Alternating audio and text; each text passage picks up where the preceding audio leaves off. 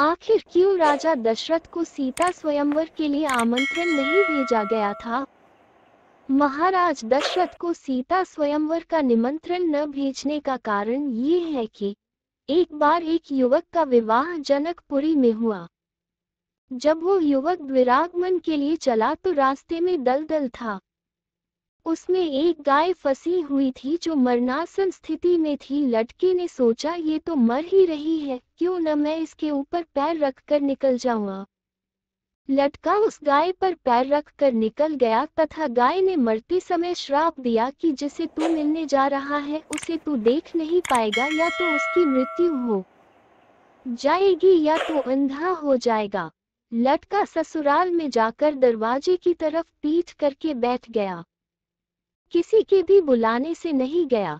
तब उसकी पत्नी आई और लड़के ने सारी बात अपनी पत्नी को बताई। लड़की बोली, मैं भी पतिव्रता हूँ, आप मेरी तरफ देखिए।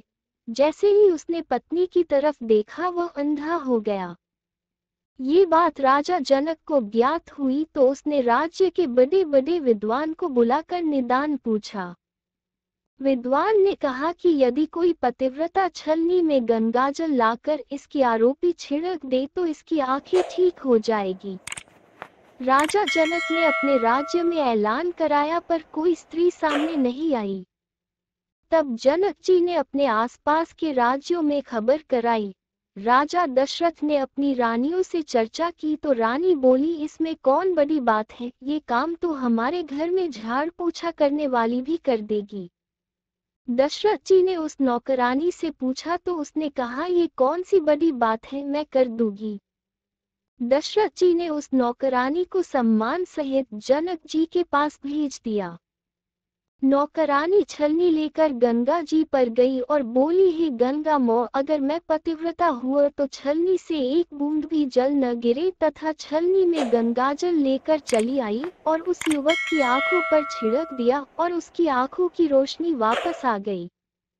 राजा जनक ने बहुत सम्मान के साथ विदा करते समय पूछा, देवी आप वहाँ क्या करती है? तो उसने कहा, मैं तो महाराज दशरथ के महल टहल का काम करती हूँ।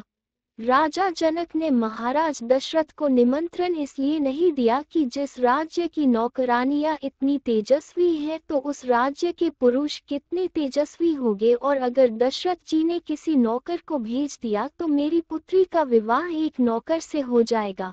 यही सोचकर जनक जी ने महाराज दशरथ जी को निमंत्रण नहीं दिया था। दोस्तों, वीडियो पसंद आए तो सब्सक्राइब जरूर करें।